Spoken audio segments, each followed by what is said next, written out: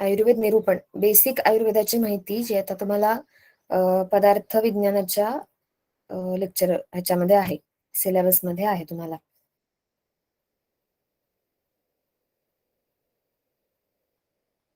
सगळ्यात पहिल्यांदा माझी ओळख करून देते, जे आपलं परवा राहिलं होतं माझ्यातनं चुकून.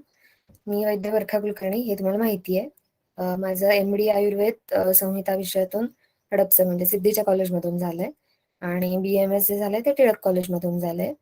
आपल्याकडे पुढे लेक्चर असणार आहे, त्या वैद्य वेदस कोल्हटकर सरांकडे मी 6 वर्ष शिकली आहे आणि माझं MA संस्कृत पण झालेलं आहे. माझं क्लिनिक जे आहे आता सदाशिव पेठेमध्ये 2 वर्ष झाली गेले क्लिनिक सुरू आहे माझं. तर सुरुवात करूया विषयाला. आयुर्वेद ह्याच्यातला आपल्याला शब्दांची फोड सगळ्यांना माहिती आहे, आयु वेद. तर त्यातल्या आयु शब्दाबद्दल पहिल्यांदा बोलणार आहे आपण. तर आयुची निरुक्ती जी आहे ती गमनशीले आयु. निरुक्ती म्हणजे काय माहिती आहे तुम्हाला आतापर्यंत?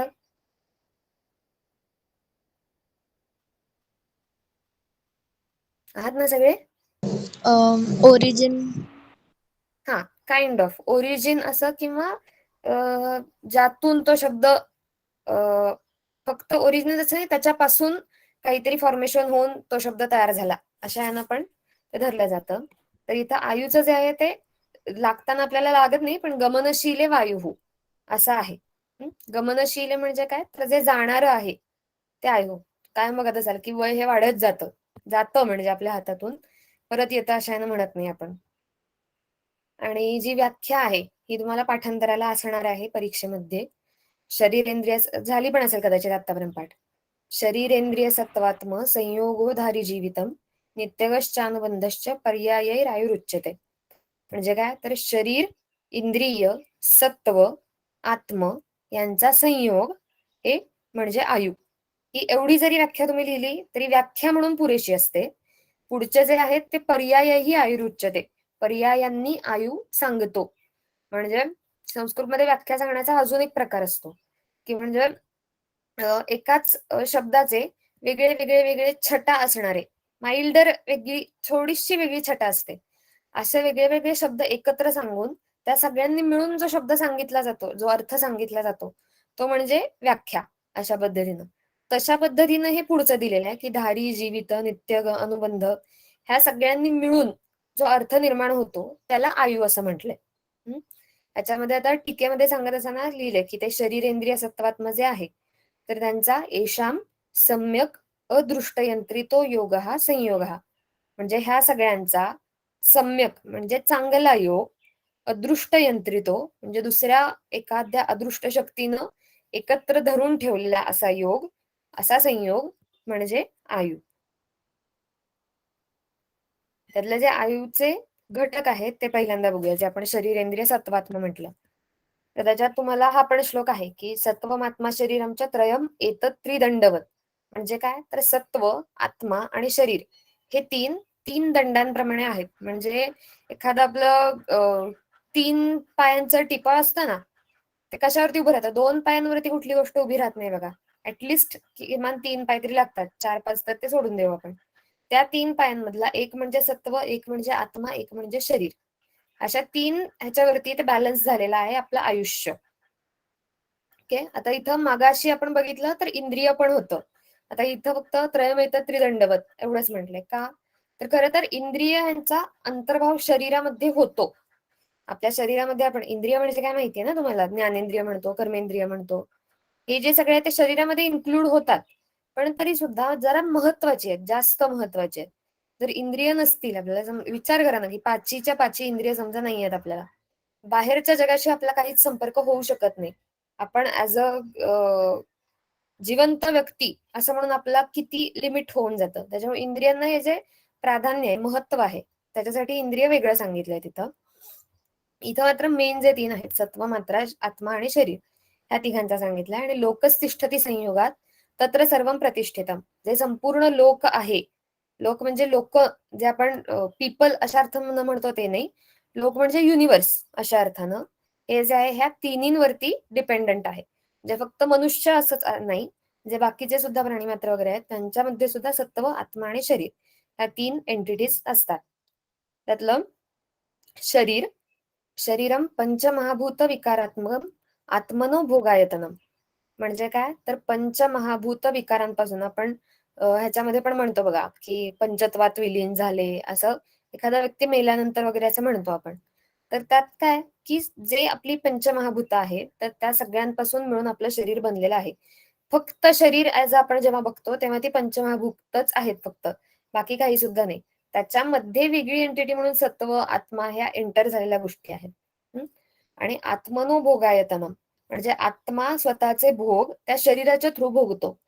जे हा कर्मफल सिद्धांत तुम्हाला कदाचित माहिती असेल की आत्मा गीतेमध्ये पण दिलेला आहे की जसं की आत्मा हा नाशिवंत नसतो, आत्मा स्थिर असतो, आत्मा अनादि अनंत असतो, नित्य असतो. आणि तेच त्याच्यावरती जे काही पाप केलं असेल तर त्याची वाईट असलेली फळं किंवा पूर्ण केलेलं असेल तर चांगली असलेली फळं, अशा पद्धतीनं जे भोगणं आहे तर ते शरीराच्या थ्रू करतो आत्मा. ह्याचं आपल्याला काय महत्वाचं की जे तुम्ही पुढे जाऊन दैव व्यपाश्रय अशा कॅटेगरीतली गोष्ट बघाल किंवा 12वाध्याय शिकत असताना तुम्ही बघाल की कर्मज रोग अशा पद्धतीनं जे असतात की प्रत्येक वेळी असो आपण ते तेव्हाच तिथेच बघू. इथं महत्वाचा मुद्दा काय की आत्मा त्या शरीराच्या थ्रू भोग भोगतो ही गोष्ट लक्षात ठेवायची. दुसरं सत्व मन्यते अवबुध्यते ज्ञायते अनेन इति मनः म्हणजे काय, तर मनन केलं जातं, अवबुध्यते अवबोध जाणून घेतलं जातं, ज्ञायते समजलं जातं. हे सगळं ज्या गोष्टींमुळे होतं ते म्हणजे मन. तुम्ही जर आपल्याला मन जिथे आहे तिथल्या गोष्टी समजतात. आता या लेक्चर मधल्या गोष्टी समजत असतील तर इथे ऐकताय तुम्ही माझं, कानानं ऐकताय, इंद्रिय ऐकतायत. मन जे आहे ते इंद्रियांच्याकडनं घेतलेला विषय बुद्धीपर्यंत वाहून नेण्याचं काम करणार. त्यातलं शरीरम सत्वसंज्ञम च व्याधीनाम आश्रयो मतः तथा सुखाना म्हणजे हे शरीर जे आहे ते आणि सत्व म्हणजे मन जे आहे ते, हे दोन्ही व्याधींचे आश्रय म्हणून सांगितलेले आहेत. व्याधींचे आश्रय आहेत तसेच सुखांचे आश्रय म्हणजे आरोग्याचे सुद्धा आश्रय आहेत.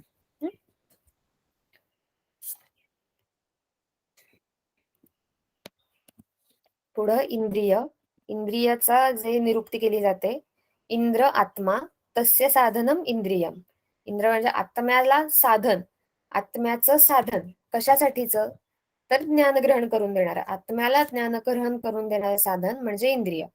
किंवा इंद्र शब्देनं प्राण उच्चते, म्हणजे इंद्र म्हणजे प्राण, प्राणाला जे सहाय्यकारी ठरतं ती इंद्रिय.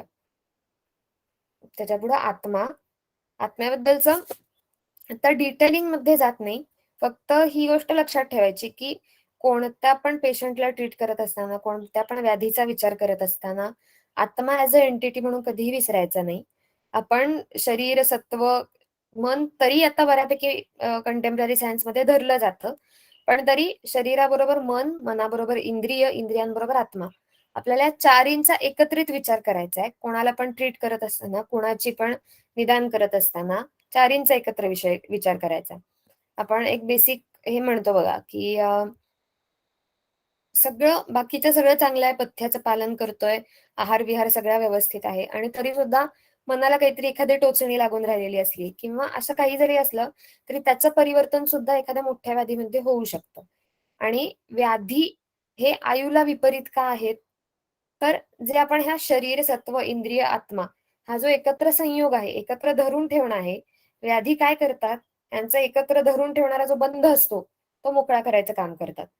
म्हणजे एकतर शरीरापासून आत्मा मोकळा झाला तर डायरेक्ट मृत्यू, शरीरापासून मन मोकळं झालं तर काय होईल, म्हणजे त्या आयुच्या संयोगापासून मन फक्त वेगळं झालं तर काय होतं, तर मनाच्या थ्रू ज्या गोष्टी कळणार आहेत त्या कळतच नाहीत आपल्याला. त्याला आपण साधारण आता जे म्हणतो की व्हेजिटेटिव्ह स्टेट मध्ये आहेत, अशा वेळी काय होतं की मन तिथं नाहीये. शरीर आहे का, आहे. इंद्रिय आहेत का, आहेत. आत्मा आहे का, आहे. श्वास घेतोय तो माणूस, पण तरी सुद्धा मन तिथं नाहीये. त्याच्यामध्ये कोमा पेशंट्स असतात, व्हेजिटेटिव्ह झालेले पेशंट्स असतात, त्यांच्या ठिकाणी तिथं सत्व नाही. दुसरं म्हणजे इंद्रिय नाही. तेच म्हणजे जेव्हा एक इंद्रिय नाहीये, ठीक आहे, अंध झाली आहे व्यक्ती किंवा बधीर झाली आहे व्यक्ती, मूक झाली आहे व्यक्ती, इथपर्यंत ठीक आहे. पाचीच्या पाची इंद्रिय जेव्हा नसतील तेव्हा तो मृत्यूकडे जाणारा गोष्ट असते. शरीराचं पण तसंच आहे. शरीर अर्थात अचानक आहे शरीर नाहीये शरीर असं होत नाही, पण शरीराची हानी होऊन होऊन होऊन होऊन होऊन म्हणजे 100% शरीरच्या ऐवजी 5% उरलं, अशा पद्धतीनं होतात as a quality wise, not quantity wise. आणि त्याच पद्धतीनं आत्मा, आत्मा जर नसेल तर मात्र पूर्णतः मृत्यू. निर्विकारः परः तु आत्मा सत्वभूत गुणेंद्रियैः चैतन्य कारणम नित्यो द्रष्टा पश्यती ही क्रिया. जे काय सांगितले, निर्विकार, त्याला कोणतेही विकार विकृती जे आपण म्हणतो ती कोणतीही होत नाही, त्याच्यात बदल कोणताही होत नाही आत्म्यामध्ये. पर, पर म्हणजे श्रेष्ठ आहे आत्मा.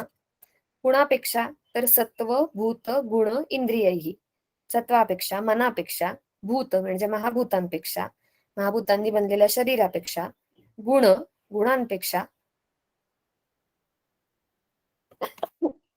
सॉरी, आणि इंद्रियांपेक्षा जो पर आहे, श्रेष्ठ आहे असा आत्मा. मध्ये काही सुद्धा कळलं नाही किंवा अडलं परत सांगावंसं वाटलं तर मला थांबवून विचारा बरं का.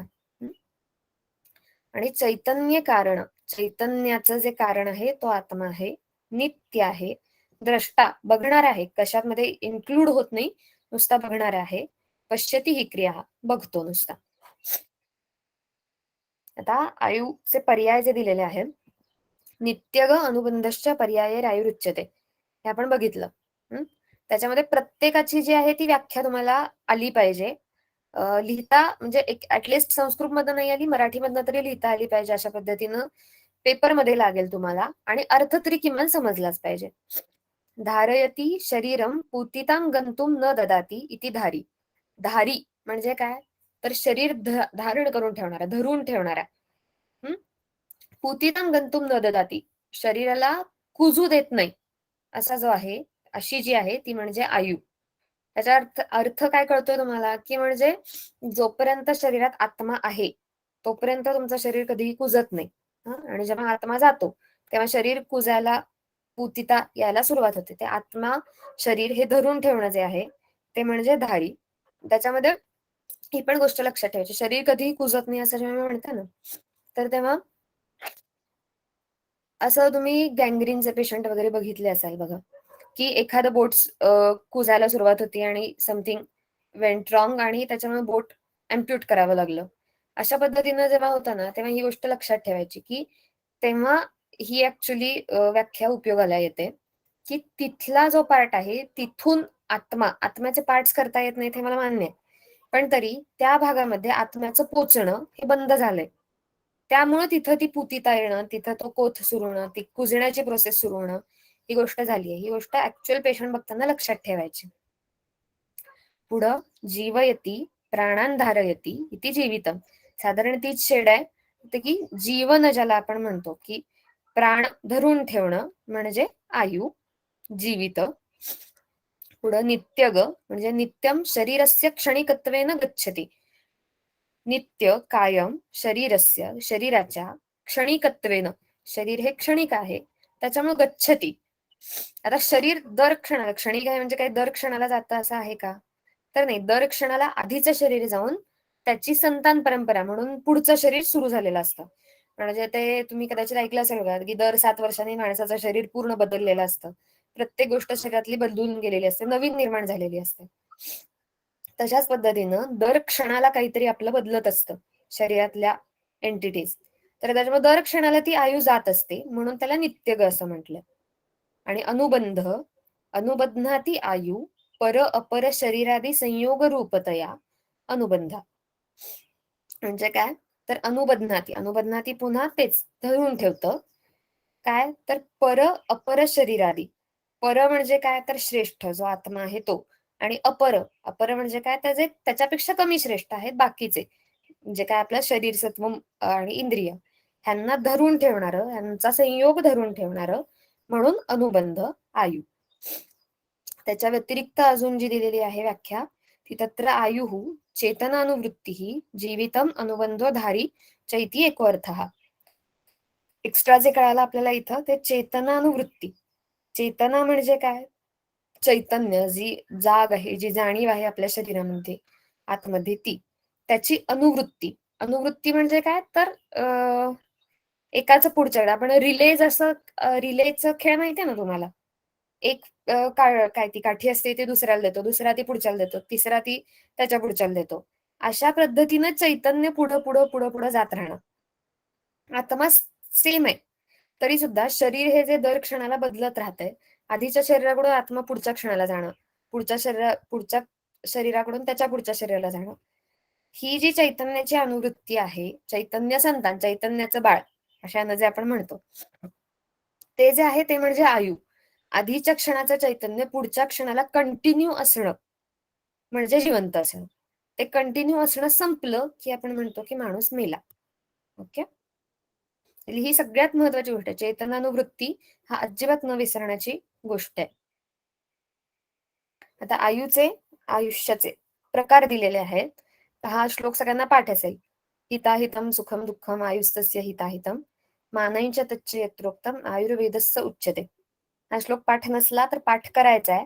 हा परीक्षेत म्हणजे तुम्ही फर्स्ट इयर पासून MD होईपर्यंत हा परीक्षेत लिहावा लागतो. हा श्लोक कायम पाठ ठेवायचा. आता त्याच्यात 4 प्रकार दिलेले आहेत बघा आयुर्वेदात आयुचे. हित, अहित, सुख आणि दुःख. यातलं हितायु जी आहे ती म्हणजे आपल्याला बेसिक तुम्हाला काय कन्सेप्च्युअली आहे ते बघूया आपण पुढे काय काय येईल ते. पण हित आणि सुख, अहित आणि दुःख ह्या दोन्हीतला फरक कुणाला सांगता येईल का?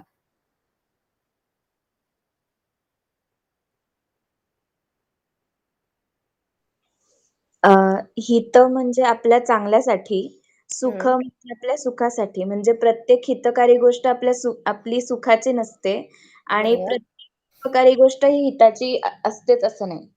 ओके. आणि म्हणजे तशी कॉम्बिनेशन्स होऊ शकतात. हितकर आहे पण तरी आता नाही करू वाटत आहे त्याच्यामुळे दुःखदायक आहे आत्ताच्या क्षणाला. तसंच अहितकर आहे पण आत्ताच्या क्षणाला सुख देणार आहे. अहितकर पण आत्ताच्या क्षणाला सुख देणार अशा पद्धतीनं खूप गोष्टी असतात आपल्या आयुष्यात, बरोबर? त्याच्यामुळं त्याचं एक्सप्लेनेशन जे दिलेलं आहे ते आपण एकदा वाचूया. की आता पहिल्यांदा सुख आयु जी आहे ती दिलेली आहे की शारीर मानसाभ्याम रोगाभ्याम अनभिद्रुतस्य म्हणजे शारीरिक आणि मानसिक अशा प्रकारचे रोग नाहीयेत त्या व्यक्तीला. विशेषण यौवनवतः तरुण आहे. म्हणजे तरुण इथं अशा अर्थानं नाही घ्यायचं की ऍक्च्युअल तारुण्य अशा अर्थानं नाही, पण स्त्रियांना असतं का सौंदर्याचं असतं खूप, ती एक गोष्ट. किंवा आता जे 40 मध्ये गुडघे दुखायला लागतात, रादर 30 मध्ये हार्ट अटॅक यायला लागले, ते जे आहे तर ते माणसाचं वय जरी 30 असलं तरी त्याच्या शरीराचं वय झालेलं ते 60 झालेलं आहे. त्यामुळे तशा पद्धतीने शरीराचं वय, मनाचं वय जे आहे ते यौवन राहणं, युवा राहणं, तरुण राहणं. समर्थानुगत बल वीर्य यश पौरुष पराक्रमस्य म्हणजे समर्थ असा त्याचं काय काय आहे तर बल आहे, वीर्य म्हणजे शक्ती आहे, पौरुष आहे, पराक्रम आहे. अशा पद्धतीनं समर्थ आहे तो. पुन्हा काय तर ज्ञान विज्ञान इंद्रिय इंद्रियार्थ बल समुदये वर्तमानस्य म्हणजे ह्या सगळ्यांचं बल चांगलं आहे.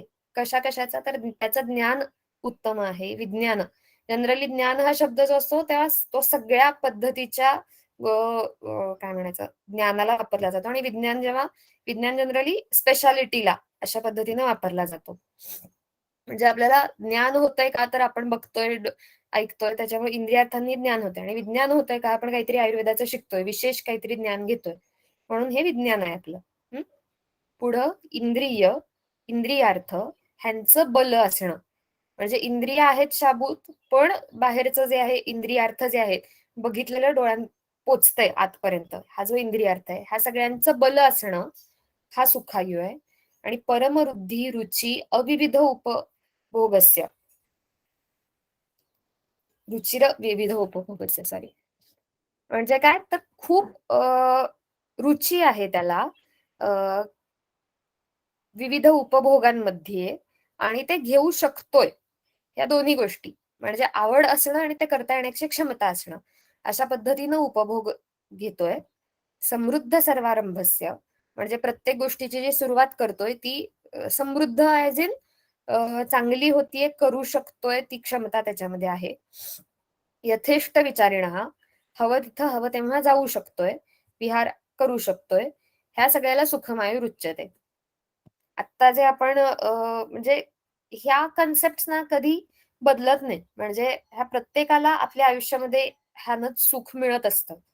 म्हणजे असं नाही कुणी म्हणत की माझ्याकडे काही नाहीये किंवा मला कुठलंही ज्ञान होत नाहीये तरी सुद्धा मी एकदम सुखी आहे. असं होण्यासाठी ती जी लेवल गाठायला लागते ती वेगळी गोष्ट. नॉर्मल माणसांमध्ये बोलत असताना असं नाही होत की माझा पायच दुखतोय आणि मी एकदम सुखात आहे. माझं डोकं अशक्य दुखतंय, मला ब्रेन ट्युमर आहे, पण मी एकदम सुखात आहे. अशा लेव्हलला यायला वेळ लागतो.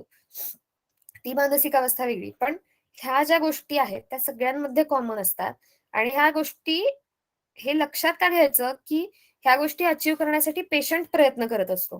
प्रत्येक वेळी हिताची कन्सेप्ट त्याला समजेलच असं नाही. पण रोग नको आहेत का, तर नको आहेत हे प्रत्येक पेशंटला कळत असतं.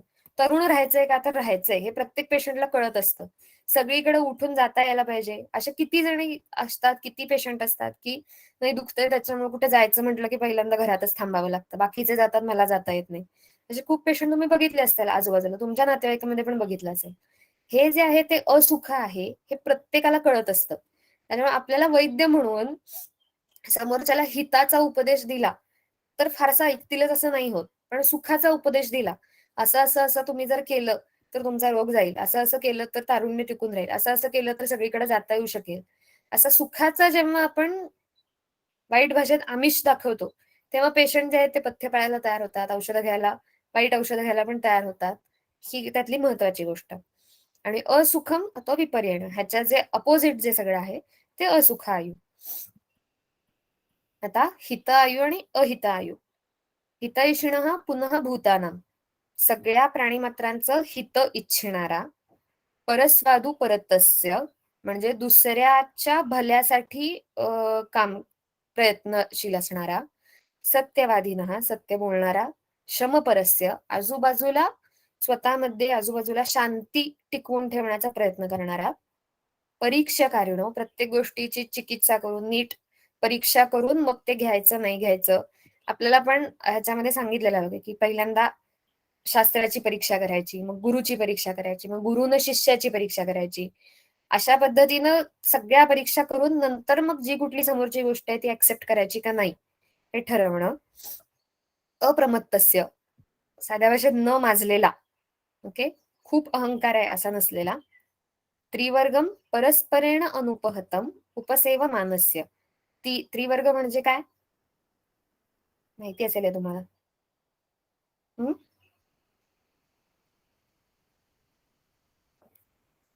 त्रिवर्ग म्हणजे माहितीये?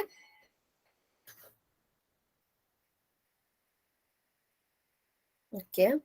धर्म अर्थ काम हे जे आपण चार पुरुषार्थ म्हणतो, धर्मार्थ काम मोक्ष, त्यातला मोक्ष फक्त बाजूला ठेवला. धर्म अर्थ काम हे लौकिक जे नॉर्मल आयुष्यात वापरले जाणारे पुरुषार्थ आहेत तर त्यांना त्रिवर्ग म्हणतात.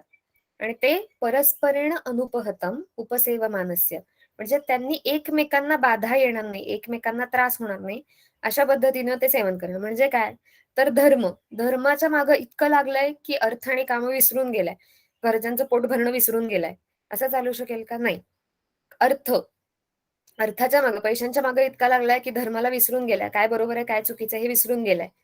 काम अशाच आपल्या इच्छांच्या आकांक्षांच्या आसक्तीच्या मागे इतका लागलाय की त्याच्यासाठी पैशांना विसरून गेलाय, काय बरोबर काय वाईट ह्याला विसरून गेलाय. असं नाही होता काम. त्यामुळं ह्या तिन्हींचा बॅलन्स ठेवून पुढे जाणारा पूजार्ह संपूजकस्य, जी पूजार्ह व्यक्ती आहेत गोष्टी आहेत त्यांचं पूजन करणारा. पूजन म्हणजे इथं काय हळद कुंकू फुलं अशा पद्धतीने नाही, त्यांच्याबद्दल मनात आदर असणं, त्यांच्या गोष्टींना विचार करणं, अशा पद्धतीनं पूजन करणं.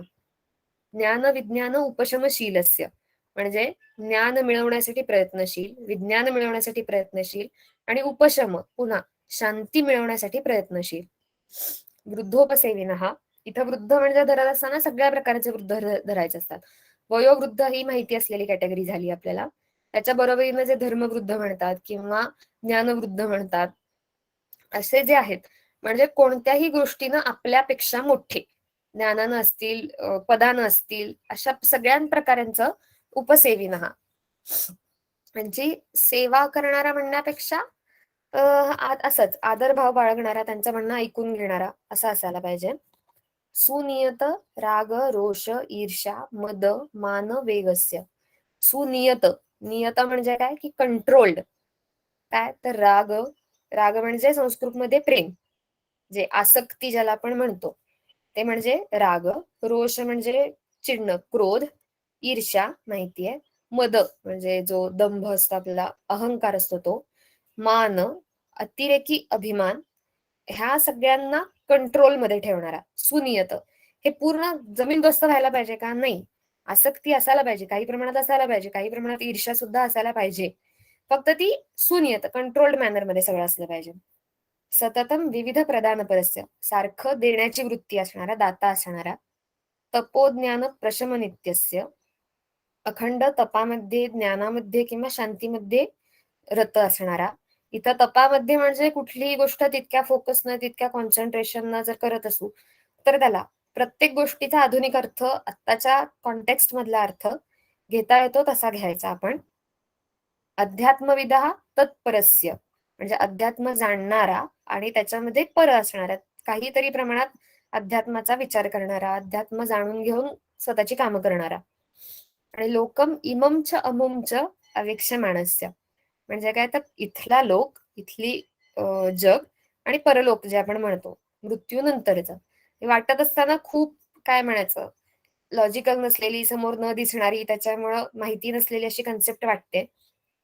पण आपला आयुर्वेद हा व्यवस्थित आस्तिक दर्शन आहे. तुम्हाला येईल पुढं की या गोष्टी मानणार आहे आणि या गोष्टींचं लॉजिक कशा पद्धतीने लागतं ते आपण पुढे बघूया. स्मृती मती मतो, स्मृती शाबूत आहे, मती शाबूत आहे, बुद्धी शाबूत आहे. अशा सगळ्या पद्धतीचे जर आयुष्य असेल तर त्याला हितायू म्हणायचं. आणि ह्याच्या विपरीत जे आहे ते अहितायू झालं. ह्याच्यामध्ये काही शंका आहे? नाही. ओके. आता हे लक्षात घ्यायचं की कधीही हितायू ही जास्त चांगली हे आपल्याला कळतंय, म्हणजे त्याच्यात काही प्रश्न नाहीये. पण हितायू आणि सुखायू ह्या दोन्हींचा ना बॅलन्स ठेवत खूप चालावं लागतं. म्हणजे असं जर तुम्ही केलात की समजा आता तुम्हाला उद्यापासून 1000 रुपये पगार मिळायला लागलाय, समथिंग फॉर समथिंग. हा, त्या 1000च्या 1000 रुपये मी हितायू, हितकर काय आहे माझ्यासाठी की मला भविष्यासाठी ते साठवून ठेवायला पाहिजेत, म्हणून ते 1000च्या 1000 रुपये मी भविष्यासाठी साठवून ठेवले. हा, हे काय झालं? हितायू झालं. पुढचा विचार करून नीट पद्धतीने मी साठवून ठेवले, किंवा काय मी दान करून टाकले, हे हितायू झालं, बरोबर. आणि त्यात सुखायू काय? तर मी 1000च्या 1000 रुपये मी उडवून टाकले, मी शॉपिंग केलं, मी खाल्लं बिल्लं, मूवीला गेलं, हे झालं सुखायू समजा. अशा वेळी ह्या दोन्ही गोष्टी बरोबर आहेत का? पहिली गोष्ट वाटताना खरी आहे, बरोबर वाटते, म्हणजे आहेच बरोबर, त्याच्यात प्रश्न नाही. पण तरी सुद्धा जेव्हा त्याचा बॅलन्स ठेवला जातो, आता तुम्ही इथं कर असं म्हणून ते 1000 रुपये साठवून ठेवलेत समजा, आणि फॉर सम रिझन समजा ते पैसे बुडाले, नाहीच मिळाले परत तुम्हाला, तर ही एक गोष्ट झाली. म्हणजे हे मी जस्ट ऍज अ उदाहरण देते. त्याच्यामुळे तुम्ही काय केलं समजा की आता 200 रुपये मी मजा करणार आहे 200 रुपयाची, आणि 800 रुपये मी साठवून ठेवणार आहे. अशा पद्धतीने काहीतरी तुम्ही इथे सुद्धा करू शकता का? तर हो, ज्या गोष्टी खरोखर सुखदायक, मनाला आनंद देणाऱ्या आहेत, त्या आम्ही काही प्रमाणात करतोय, जरी त्या अगदी हितकरच असतील असं जरी नसलं तरी, त्यांना शारीरिक मानस रोग होणार नाहीत वगैरे, अशा वाल्या गोष्टी बरं का मी म्हणते. आणि तेच इतर जे आहे त्या मी हितायूचं फॉलो करते, हितायू होण्यासाठीच्या गोष्टी फॉलो करते. अशा पद्धतीने तो बॅलन्स मेंटेन करायचा आहे, आपला सुद्धा आणि पेशंटचा सुद्धा.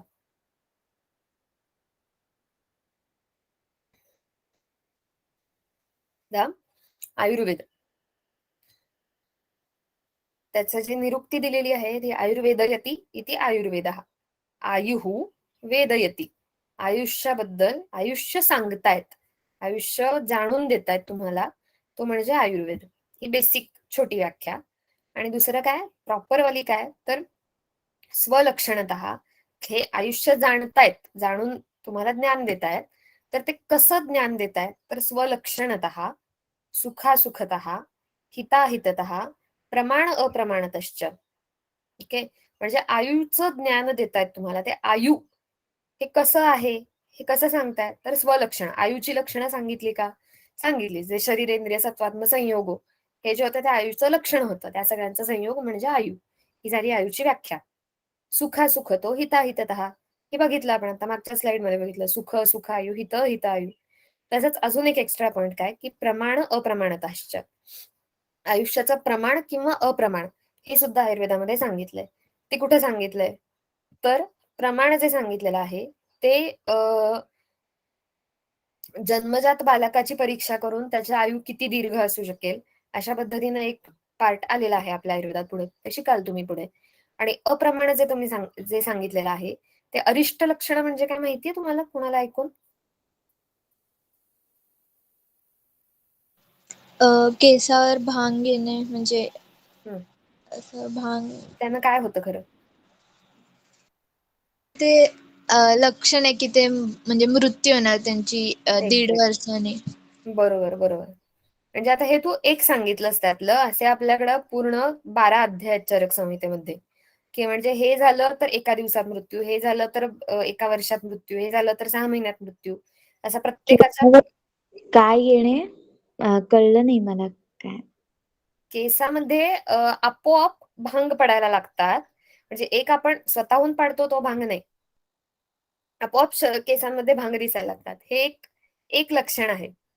त्याच्या अच्छा. व्यतिरिक्त त्याच्या बरोबरीनं जे सहज बघायला मिळतं ते कानाच्या पाळ्या ज्या असतात त्या खाली पडतात. आपल्या आता झोपलात जरी तुम्ही तरी कानाच्या पाळ्या जशा आहेत तशाच राहतात. आणि जेव्हा ऍक्च्युअल मृत्यू समीप आलेला असतो, ते 1 वर्षाचा अरिष्ट आहे माझ्या मते, तेव्हा कानाच्या पाळ्या खाली पडतात. म्हणजे अशा पडतात तुम्ही झोपलेला असाल तेव्हा. आणि हे पेशंटमध्ये बघायला पण मिळतं. किंवा अर्ध अंग गरम आहे, अर्ध अंग गार आहे. अशा पद्धतीनं सुद्धा गोष्टी, ही जी सगळी लक्षणं आहेत, परत मूळ मुद्द्यावर येते, तर ती अप्रमाण सांगणारी म्हणजे आयुष्य कधी संपणार आहे ही सांगणारी लक्षणं आहेत. हा आपल्या आयुर्वेदाचा एक खूप स्ट्रॉंग पॉइंट आहे, की आपल्याला प्रत्येक वेळी काय म्हणायचं, बीपी मशीन नाही लागत, प्रत्येक वेळी मॉनिटर्स नाहीत लागत, ऑक्सिमीटर नाही लागत. काय लागतं तर स्वतःचं परीक्षण नीट असणं हे लागतं. ही गोष्टी माहिती असतात. आता पण तुम्ही बघाल ना तर ह्या ज्या आता मी 1, 2, 3 उदाहरणं सांगितली ती माहिती असतात, पण ती इतका अभ्यास केलेला नसतो की ती बघता येतील. त्याच्यामुळे आता हे जे पुनर्वसू हॉस्पिटल जे आहे, तर त्याच्यामध्ये आयपीडी पेशंट्स मध्ये जेव्हा जेव्हा असा मृत्यू होणार असतो, नोन असतं ते, तर तेव्हा ते दिसतात, ही लक्षणं दिसतात.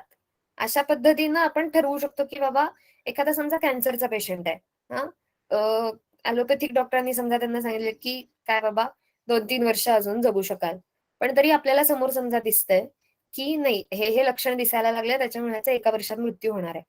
अशा वेळी काय होतं, आपण पेशंटशी ते कन्वे करू शकतो.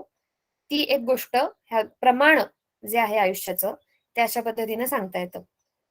ह्याच्या व्यतिरिक्त अजून काय, तर यतःच आयुष्य आणि अनायुष्याणीचं द्रव्य गुणकर्माणी वेदयती अतो अपि आयुर्वेद. म्हणजे जे आयुष्य कर आहे, आयुष्य वाढवणाऱ्या गोष्टी आणि आयुष्य घालवणाऱ्या गोष्टी, ह्या दोन्ही जे गोष्टी आहेत, द्रव्य गुण आणि कर्म आहेत, ती जिथे सांगितलेली आहेत ते आयुर्वेद आहे. म्हणजे सांगितलेलं काय नाही की पथ्यकर आहार काय आहे ते सांगितलेलं आहे, रोग जे आयुष्य घालवतात त्यांच्याबद्दलचं सगळं वर्णन केलेलं आहे. हे सगळं जिथे सांगितलंय तो म्हणजे आयुर्वेद. तत्र आयुष्य आणि अनायुष्याणीच्या द्रव्य गुणकर्मानी कर्माणी केवलेन उपदेक्षन्ते तंत्रेण. म्हणजे ह्या तंत्रामध्ये केवलेन याचा अर्थ आपण मराठीत घेतो तसा नसता घ्यायचा. केवलेन म्हणजे संपूर्णपणे, काही सुद्धा शिल्लक न ठेवता इथं सांगितलेलं आहे. आणि ऍक्च्युअल आयुर्वेदाचं लक्षण म्हणून सांगत असताना ते व्याख्या म्हणून जे सांगत असताना ती जी आपण मगाशी बघितली, ही हिता हितम सुखम दुःखम आयुष्यस्य हिताहितम, ही आयुर्वेदाची व्याख्या म्हणून लिहायची असते. ही व्याख्या म्हणून लिहायची असते. आणि हे आयुर्वेद यती आयुर्वेद ही निरुक्ती म्हणून लिहायची. आणि हे जे स्वलक्षणतः जे आहे ते ऍक्च्युअल एक्सप्लेनेशन त्याचं.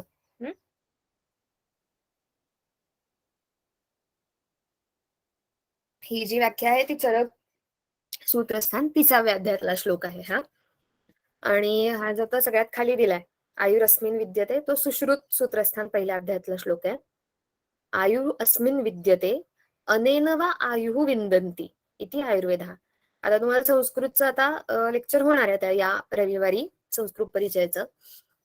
तरी तात्पुरतं सांगून ठेवते की अस्मिन ही आहे ती सप्तमी आहे, आणि सप्तमीचा अर्थ आत किंवा वर. त्याच्यामुळे ज्याच्यामध्ये आयु आहे, आयुष्याचं ज्ञान आहे, विद्यते, तर तो म्हणजे आयुर्वेद. किंवा अनेन, अनेन म्हणजे जेव्हा न असा लागलेला असतो, देवेन अनेन रामेन अशा जे आहेत, तर ते तृतीय असते. तृतीयेचा अर्थ असतो त्याच्यामुळे, त्याने असा. तर अनेन ज्याच्यामुळे, ज्याने आयु विंदंती आयुष्य कळतं, तो म्हणजे आयुर्वेद. ओके. आयुर्वेदाचे पर्याय असं म्हणून जे दिलेलं आहे तर ते शाखा, विद्या, सूत्र, ज्ञान, शास्त्र, लक्षण आणि तंत्र. या सगळ्याचे थोडक्यात अर्थ सांगते मी तुम्हाला. शास्त्र जे आहे ते बेसिक, शास्त्र म्हणजे काय काय हे असं चरक संहितेमध्ये पुन्हा दिलेलं आहे की जे लोकांच्या कल्याणासाठी उपयुक्ततेत आणलं जातं, उपयोगात आणलं जातं, जे आहे ज्याला कार्यकारण भाव आहे. आता पुढे तुम्ही बघाल तो कार्यकारण सिद्धांत की कोणतंही कार्य कारणाशिवाय घडत नाही आणि कारण कार्य आणि कारण हे जे आपण लॉजिक अशाने म्हणतो ना की असं असलं तर असं झालंच पाहिजे, असं असलं तर असं होतच, जे आहे ना ते कार्यकारण सिद्धांत जो आहे, तर तो ज्या ज्या पद्धत ज्या ग्रंथांमध्ये म्हणा किंवा ज्या सायन्समध्ये दिलेलं असतं तर त्यालाच सायन्स म्हणायचं, त्यालाच शास्त्र म्हणायचं, अशी आपली जुनी हे आहे व्याख्या आहे की शास्त्र कशाला म्हणायचं. कार्यकारण सिद्धांत जो आहे तो त्याच्यात नीट असला पाहिजे की आता आपल्या ह्याच्यात कार्यकारण सिद्धांत कसा आहे की आयुष्यकर गोष्टी खाल्ल्या, आयुष्यकर गोष्टी पथ्य पाळली की आयुष्य वाढतं, आयुष्यकर गोष्टी हे कारण झालं आणि आयुष्य हे कार्य झालं. तसंच रोग झाले तर आयुष्याचा नाश होतो, रोग हे काय झालं तर कारण झालं आणि आयुष्याचा नाश हे कार्य झालं. अशा पद्धतीनं कार्यकारण सिद्धांत असल्यामुळे हे शास्त्र आहे. ज्ञान, ज्ञान आहे. सूत्र, सूत्राचा अर्थ प्रत्येक गोष्टीची सूचना केलेली असते किंवा सूत्र येते म्हणजे दोन्ही अर्थ होतात. इन डिटेल सगळ्याच्या सगळ्या गोष्टी सांगितल्या असं नाहीये याच्यामध्ये, तर प्रत्येक गोष्टीचे सूचकपणे सांगितलेले आहेत. आता मी तुम्हाला शिकवते, मी तुम्हाला सगळ्याच्या सगळ्या सांगते का त्याच्या व्यतिरिक्त तुम्हाला अजून काहीतरी तुमच्या बुद्धीनं कळतंय, अजून तुम्ही 4 ठिकाणी वाचाल अजून व्यतिरिक्त काहीतरी कळेल, हे जे आहे ते मी सूचक पद्धतीने बोलते, मी सूचना देते. तशाच पद्धतीनं आपले ग्रंथ लिहिलेले आहेत की त्रिदोष आहेत, त्याच्या पुढचं डिटेलिंग जे सगळं आहे ते तुम्ही ग्रंथात एवढं दिलेलं आहे आणि प्रत्यक्षात त्याच्या 50 पट बघायला मिळतं. अशा पद्धतीने हे सूत्र आहे. आणि दुसरं म्हणजे काय तर सूत्र येते म्हणजे दोऱ्यानं जसा हार बांधला जातो, हारात फुलं घालून समजा हार बांधला जातो, तशा पद्धतीनं वेगवेगळ्या शरीराशी संबंधित, आयुष्य संबंधित वेगवेगळ्या गोष्टींना एकत्र बांधलेलं आहे या ग्रंथांमध्ये. विद्या म्हणजे माहितीये तुम्हाला, शाखा, शाखा म्हणजे ही वेदांची शाखा, अशा यानं वेद हे आपल्याकडं प्युअर नॉलेज अशा यानं शब्द वापरला जातो आणि आहेत सुद्धा ते. तर त्यांची शाखा म्हणजे हे प्युअर नॉलेज आहे, वेदांची शाखा म्हणून आहे, अशा यानं शाखा. हे काय राहिलं तंत्र, तारयती अननयती तंत्र असं आहे की म्हणजे जे तारून नेतं, भवसागरातून तरून जातो माणूस. बेसिकली काय की धर्म अर्थ काम मोक्ष या चारींसाठी उपयोगी पडणारा असा आपण आयुर्वेद म्हणतो. ते आहे आपलं आहिप कामय मानेनं. तर त्यामध्ये मोक्षापर्यंत आपण जाऊ का नाही ही वेगळी गोष्ट. पण ऍटलिस्ट हे जे धर्म अर्थ काम आहेत, आता जर तुम्ही बघाल तर इतकी तुम्हाला जसं वाचत जाल ना तुम्ही, तर तसं इतक्या गोष्टी तुम्हाला ग्रंथांमध्ये सापडत जातील की ज्या प्रत्यक्ष आयुष्यामध्ये म्हणजे पेशंट म्हणून पण विचार आत्ताच्या घडीला नाही करत मी, एक व्यक्ती म्हणून पण जेव्हा तुम्ही आयुर्वेद वाचाल ना तर तेव्हा इतक्या गोष्टी आपल्याला स्वतःबद्दल कळत जातात नवीन, स्वतः कसं वागायला पाहिजे, कसं नाही वागायला पाहिजे, कोणत्या प्रसंगांमध्ये, कोणत्या अडचणींमध्ये कसा विचार करायला पाहिजे, हे सगळं त्याच्यामध्ये कळत जातं. इन बिटवीन द लाईन्स पण, प्रत्यक्ष पण असं होतं की कान धरून सांगतात आपल्याला. असं वाटतं की आयुष्यात कुठली पण अडचण आली की पहिल्यांदा उठावं आणि ग्रंथ उचलून वाचायला बसावं. म्हणजे इव्हन माझे सर आहेत जे वेदास कोल्हटकर सर, तर त्यांनी सांगितलेलं सुद्धा एकदा की जो दुसरा अध्याय ना तुमचा दिनचर्या अध्याय, त्यातलं जे सद्वृत्त आहे बघा, कसं वागायला पाहिजे, कसं नाही वागायला पाहिजे, त्यांनी मला सांगितलं होतं की आयुष्यात कधी पण अडचण आली, आपल्यापेक्षा मोठं कोणी नसेल विचारायला की कसं वागायला पाहिजे, या परिस्थितीमध्ये असं नसतं ना की एक गोष्ट पूर्ण वाईट आहे, एक गोष्ट पूर्ण चांगली आहे. असं असतं की एक गोष्ट चांगली आहे, दुसरी गोष्ट कमी चांगली आहे, किंवा दोन्ही गोष्टी वाईट आहेत, एक गोष्ट कमी वाईट आहे, असं काहीतरी असतं ना. अशा ग्रे एरियामध्ये जेव्हा आपल्याला काहीतरी निर्णय घ्यायचा असतो, तर तेव्हा ते सद्वृत्त जे आहे ते एकदा उघडून सगळं पूर्ण एकदा वाचून काढायचं. मी अजून पण म्हणजे बरेच जण करतात, माझ्याबद्दल असं सांगते असं नाही.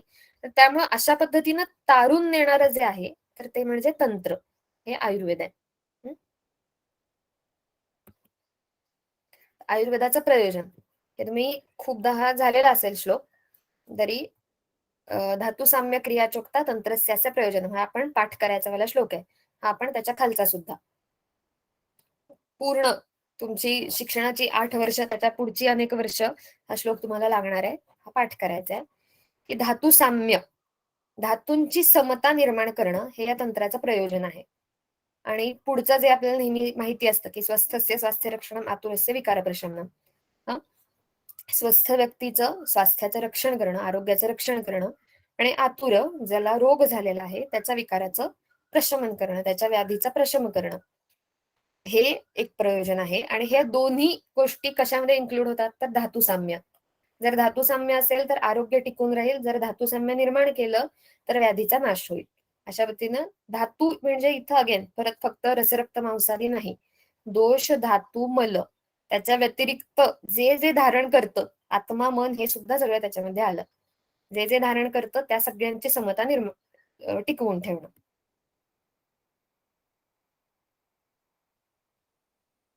पुढं हे पुढचा शेवटचा जो श्लोक आहे तो सुश्रुतातला आहे. अर्थ सेमच आहे. व्याध्युपसृष्टानां व्याधिपरिमोक्षः स्वस्थस्य रक्षणं च. आता त्रिसूत्र आयुर्वेद हे पण हेतू, लिंग आणि औषध, कोणतीही गोष्ट आपण पार्ट्स वाईज डिवाइड करू शकतो ना, तशा पद्धतीने आयुर्वेद 3 पार्ट्स मध्ये डिवाइड करता येतो. हेतू, लिंग म्हणजे लक्षण, आणि औषध. यातला हेतू म्हणजे काय तर कोणत्याही गोष्टीचं कारण, लक्षण म्हणजे माहितीये कोणत्याही गोष्टीचं लक्षण, आणि औषध म्हणजे चिकित्सा. ओके, ह्यामध्ये प्रत्येक गोष्टीला व्याधी आणि स्वस्थ अशा दोन्ही गोष्टी जोडायच्या. म्हणजे स्वास्थ्याचे हेतू दिलेत का तर दिलेत, काय चांगलं आहे खायला, का कसं वागलं तर चांगलं आहे, हे सगळं सांगितलेलं आहे. त्यांना स्वास्थ्य आरोग्य मिळतं. व्याधीचे हेतू दिलेले आहेत का तर जे दिलेले आहेत प्रत्येक रोगांच्या अध्यायामध्ये, असं असं केलं तर हा व्याधी होतो, असं असं केलं तर हा व्याधी होतो. तुम्ही पण बघितलं असेल. म्हणजे जो ते पुढे आहे तुम्हाला, ठीक आहे. लक्षणं जी आहेत, कोणतीही गोष्ट बिघडल्याची लक्षणं सगळीकडे दिलेली आहेत. हा दोष वाढला ह्याची लक्षणं ही आहेत, हा दोष विकृत झाला, हा धातू वाढला ह्याची लक्षणं, असं सगळं दिलेलं आहे. त्या बरोबरीनं स्वस्थ व्यक्तीची सुद्धा लक्षणं दिलेली आहेत. बरोबर, माहितीच स्वस्थाची लक्षणं काही.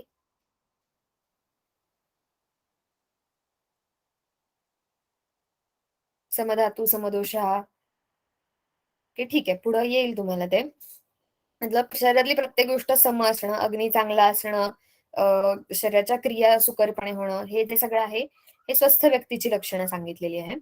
औषधं जी आहेत, औषध पुन्हा चिकित्सा जी आहे ती आजारी माणसाची चिकित्सा तर दिलेलीच आहे.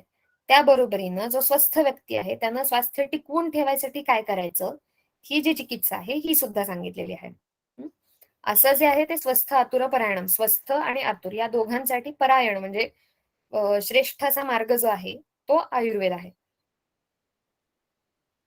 हा जो त्रिसूत्र आयुर्वेद आहे हे आता त्याच्यावरनं सांगते की कोल्हटकर गुरुजी जे आपल्या म्हणजे ज्यांच्या परंपरेतनं आम्ही शिकवतो, तर त्यांनी सुरुवात केलेला जो प्रोजेक्ट आहे मागच्या शतकातला, जो सगळ्यात मोठा रिसर्च प्रोजेक्ट असं म्हटलं जातो, तर त्रिस्कंध आयुर्वेद कोश अशा पद्धतीनं आहेत. तर त्याच्यामध्ये सुद्धा त्रिस्कंध असं म्हणून आपल्या चरक, सुश्रुत, वाग्भट ह्या 4ही ग्रंथांचे हेतू, लक्षण आणि औषध अशा 3 प्रकारांमध्ये विभाजन करून त्या प्रत्येकाचं मॅपिंग अशा पद्धतीनं केलेलं आहे.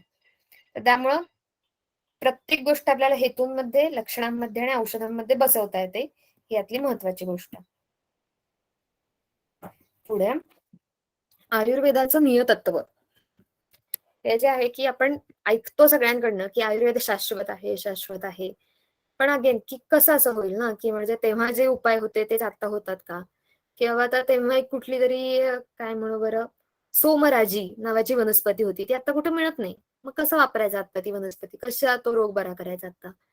तर म्हणून जे आहे ते आयुर्वेदाचं नियतत्व म्हणजे कायम आहे, जो शाश्वत आहे तो तसा का आहे, कसा काय आहे, हे जे आहे ते आता पुढे बघतोय आपण.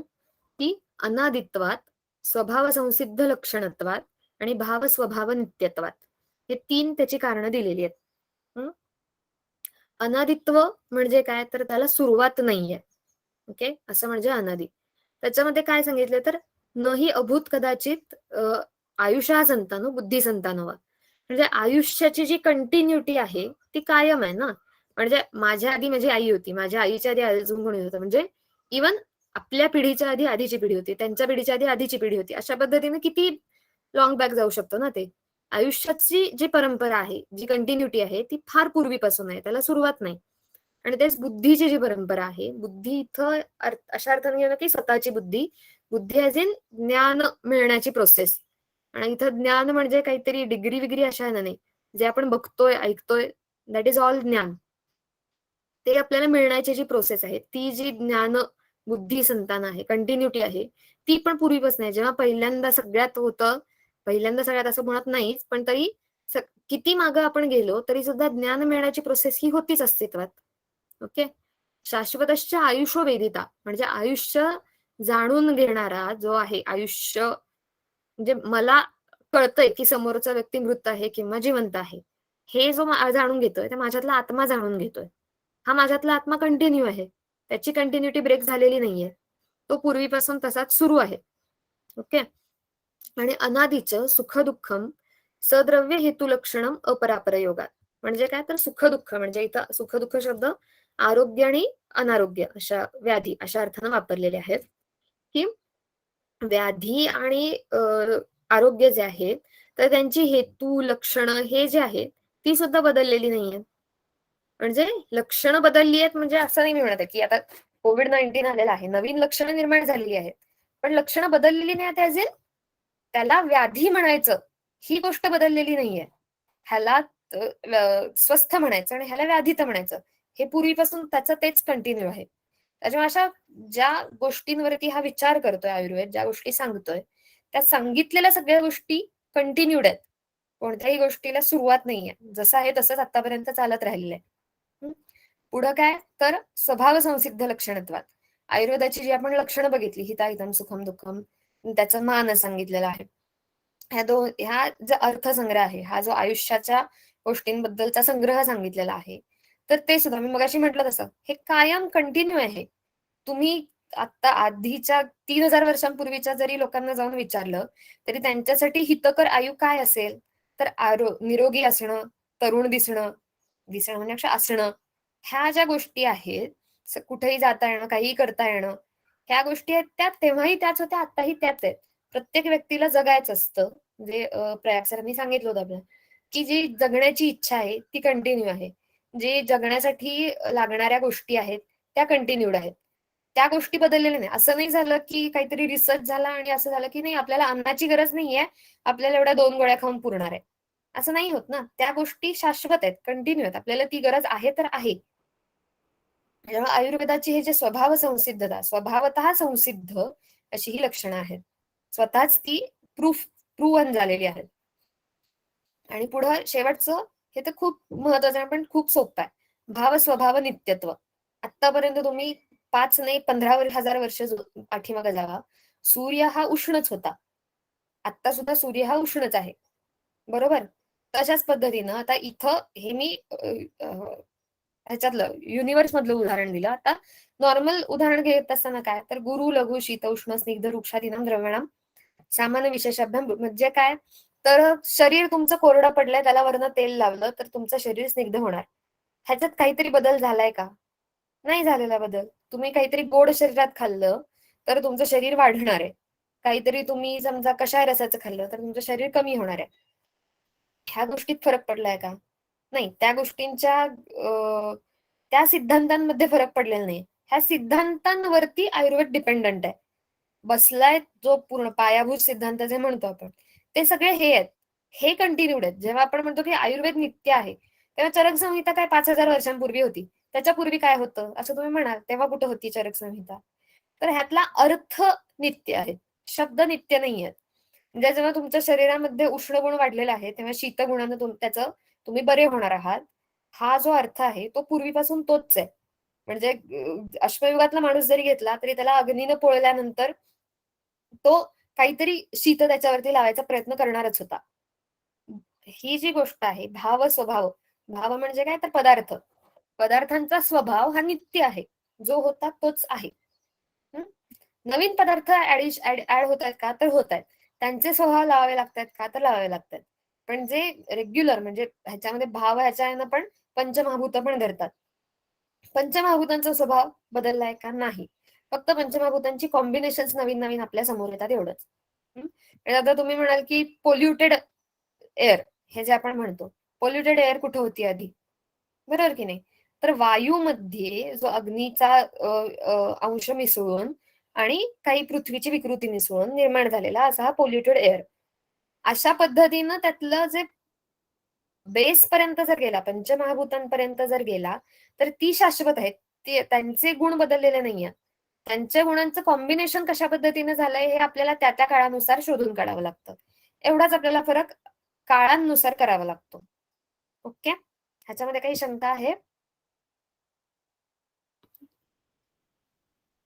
नाही. आता सिद्धांत. अजून एक 10 मिनिटांचं शिल्लक आहे. तुम्हाला वेळ आहे ना? एक 10 मिनिटं चालेल ना अजून?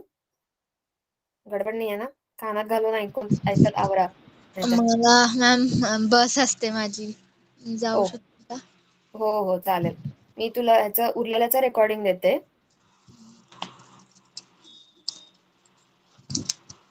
अथर्व आणि गौरी तुम्हाला ठीक आहे ना? मॅम मी एकटीच आहे आता. काय काय? मी एकटीच आहे आता. आई, अथर्व पण गेला? ओके, मग आपण असं करूया की आपल्या परवाच्या लेक्चरच्या स्टार्टिंगला मी हा फक्त एक 10 मिनिटाचा पाठ घेऊन टाकते. ठीक ओके, आहे. म्हणजे सगळे असतानाच असं होईल. ठीक आहे. अच्छा, आता थांबूया मग. ओके.